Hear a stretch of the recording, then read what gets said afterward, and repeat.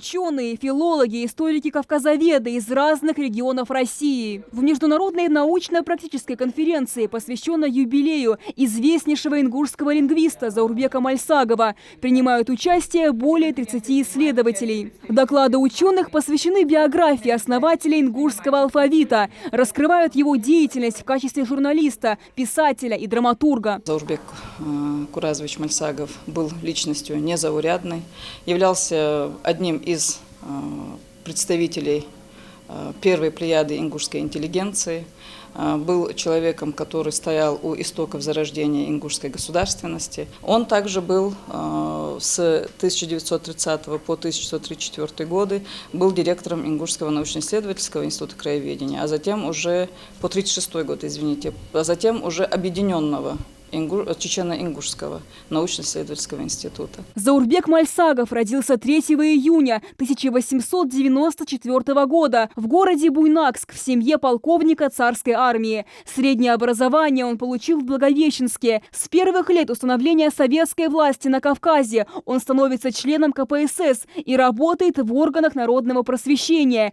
где и загорелся идеей создания ингушского алфавита. Реализовать проект ему удалось в 1921 году. На основе этого алфавита 1 мая 1923 года вышел первый номер газеты «Сердало», основателем и редактором который стал сам Заурбек Мальсагов. Было создано специальное совещание для определения названия газеты. В числе предложений были такие, как «Свобода», «Счастье», «Новая жизнь» и другие. Но Заурбек Мальсагов предложил свой вариант. Цитирую. «Все названия, которые вы перечислили, могут быть даны газете. Наш ингушский народ, как и другие мелкие народы Кавказа, стремился из вечной темноты выйти к свету. Сегодня нашему народу дано право на это. Поэтому, если вы согласитесь, я считаю, что правильно будет нашу газету назвать «Свет Сердало». С самого начала газета «Сердало» участвовала в ликвидации безграмотности населения округа. Из номера в номер печатались и русские, и ингушские алфавиты, чтобы читатель, независимо от возраста, мог освоить и русскую, и ингушскую грамоту, овладел родной письменностью. О борьбе с безграмотностью свидетельствуют и заголовки тех времен. Изучайте грамоту, выходите из темноты. Свобода для желающих учиться. Крестьянин, помни, неграмотность твой враг.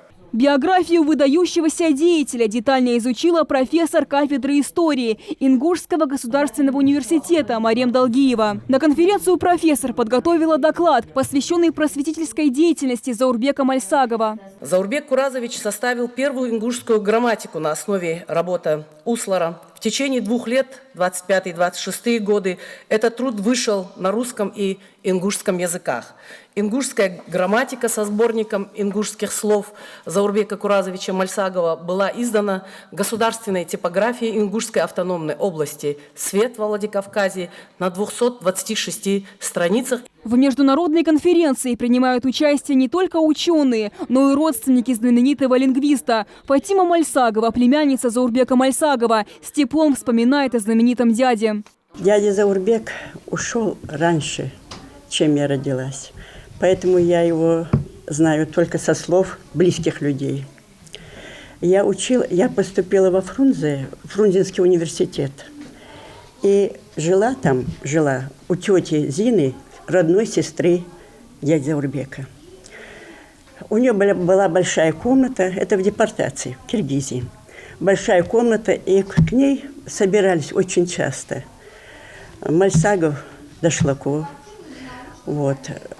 Мальсагов Арцхор Таганович, Базоркин Идрис, Яндеева Жамалдин и других я не помню уже, и другие. Всегда вспоминали дядю Заурбека, и говорили о нем, что он такой был душевный, спокойный, доброжелательный, критичный, справедливый. Всегда такие разговоры велись о нем всегда. В числе почетных гостей сегодня и Тамара Мальсагова, начальник отдела управления по внутренней политике администрации главы республики, зачитала гостям конференции приветственный адрес главы Ингушетии Махмута Али Калиматова. Мальсагов всю свою жизнь положил на алтарь просвещения ингушского народа, явив яркий пример подвижнической деятельности и беззаветного служения своему народу. Он стоял у истоков ингушской письменности, становления ингушской литературы и театра. Международная научная конференция, хоть и посвящена Заурбеку Мальсагову, выходит далеко за рамки изучения творчества языковеда. Ученые рассуждают и о работе других наших выдающихся соотечественников. Перед научной интеллигенцией Ингушетии выступает профессор Института востоковедения Российской академии наук Альфина Сигбатулина. Враман, доктор филологических наук, занимается изучением истории Турции и литературы тюркоязычных народов. Тема ее доклада посвящена вкладу наших соотечественников в культуру Турции. Крупнейший историк-медиевист и тюрколог, византинист и специалист по венгроведению Мекки Шариф Баштав. Профессор Шериф Баштав считается одним из основателей византийских исследователей в турецкой академической науке. Он был первенцем в семье переселившегося из Ингушетии в Османскую империю в конце XIX века Аббасбея и Нафиса Ханум Гюзей. Следующая личность – это доктор медицины, бывший руководитель авиационной ассоциации Турции профессор Атилла Тачой.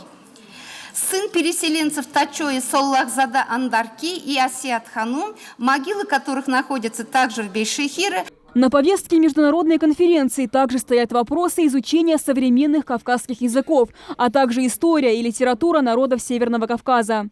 Амина Бокова, Джамалил Тамасханов, Новости 24.